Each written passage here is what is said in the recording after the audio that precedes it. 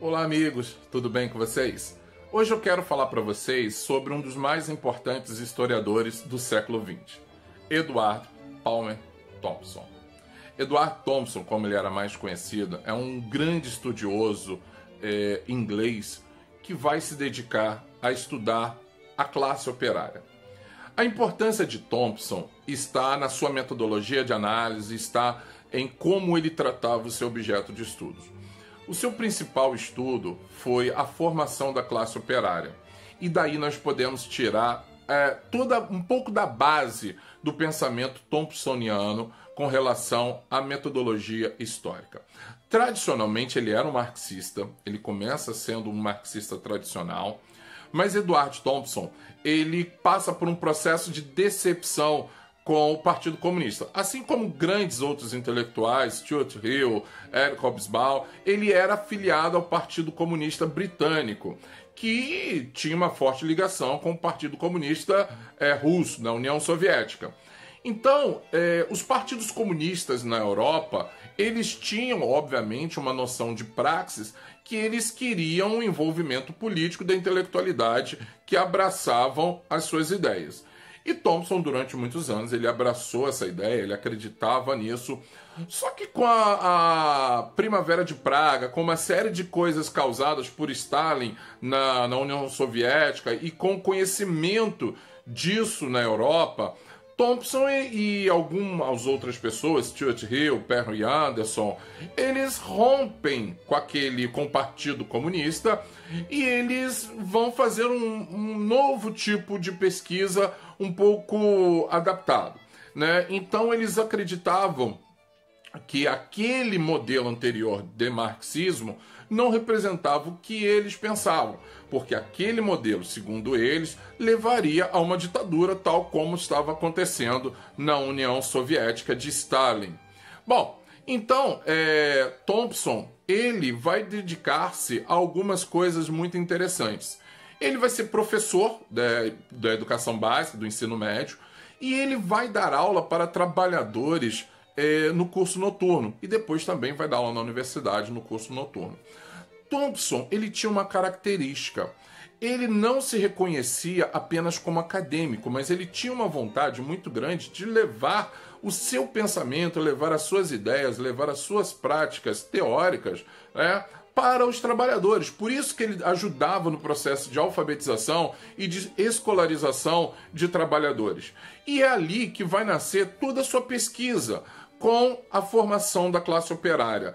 A formação da classe operária, ele vai dizer o seguinte, ele vai estudar em qual momento na Inglaterra o campesinato ele vai migrar para tornar-se operário. Nós sabemos que com a Revolução Industrial ocorrida na Europa a partir do século XVIII, houve essa migração, houve esse grande fluxo de pessoas que saíram do campo e foram para as cidades trabalhar nas fábricas.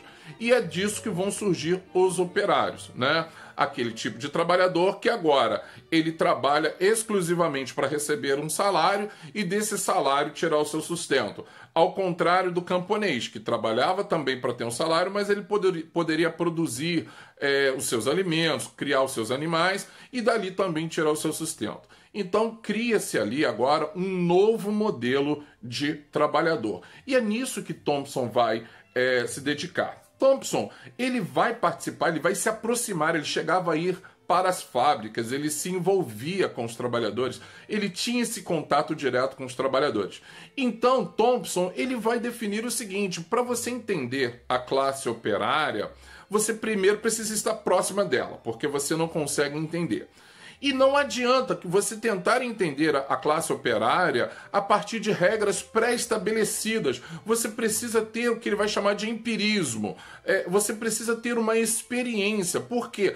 Cada grupo de operário, cada classe operária em uma determinada região, num determinado país, vai ter um modelo de formação. Porque a formação da classe é um ato de autoidentificação. Eles vão criar um ato de solidariedade. Isso vai partir, por exemplo, aquele grupo ele vai ter problemas muito comuns, eles vão ter realidades muito próximas, e isso vai fazer com que eles se formem como classe, com que eles se formem como um grupo coeso. Mas não adianta você pegar os motivos que levam esse grupo a se formar como classe e tentar aplicar em qualquer outro lugar. Por quê? Existem motivos diferentes. Vou dar um exemplo. Às vezes, numa determinada região, um grupo de trabalhadores se enxergam de uma forma porque os problemas, as dificuldades, o modelo de trabalho deles, o tipo de remuneração deles é um. Agora, quando você sai dali, vai para uma outra cidade ou para um outro país, os problemas, os motivos, o tipo de remuneração, as condições de trabalho, elas podem ser diferentes. Então, Thompson, ele sugere que você tem que entender a classe como um fazer em si. Ou seja, ela se faz. Não é ninguém que forma a classe operária. Aquela classe operária, ela se forma segundo as suas necessidades, segundo os seus problemas. Isso vai ser muito interessante porque isso vai incentivar estudos por todo mundo, né? Aqui no Brasil, Thompson ele vai ser um autor muito utilizado, vai ser um autor muito influente,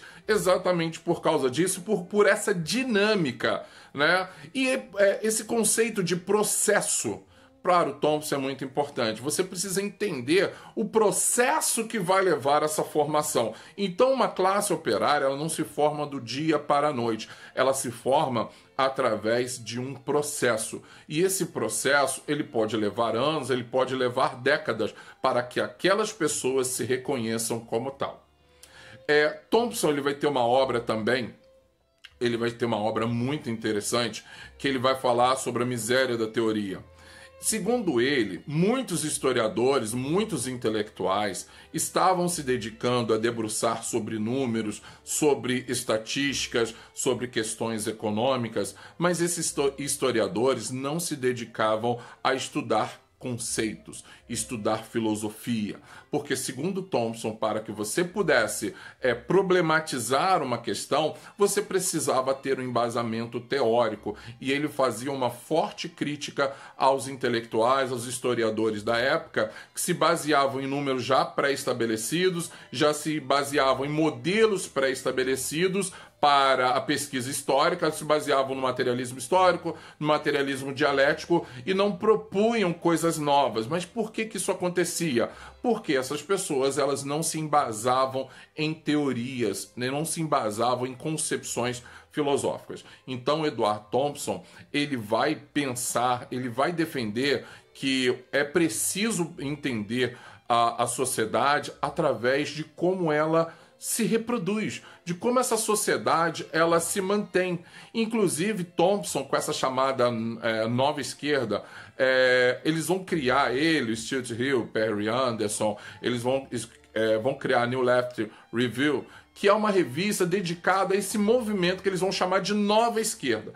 O que é esse movimento? Essa nova esquerda, ela está preocupada em desassociar aquele modelo engessado de luta de classe, materialismo histórico, materialismo dialético. Eles querem agora inserir outros componentes que, segundo eles, seriam muito importantes para você entender as relações de consumo de uma sociedade, inclusive essa questão cultural, porque, segundo eles, a produção cultural também tem uma forte influência em cada sociedade. Você pode entender através de como a sociedade consome arte, como a sociedade consome cultura, como essas culturas de massa servem também para formar opiniões, formar ideias. Isso tudo o Thompson ele vai achar muito interessante, porque, segundo ele, às vezes até o cinema, a música, pode ser utilizado como instrumento de dominação de classe. Sim, pode ser utilizado.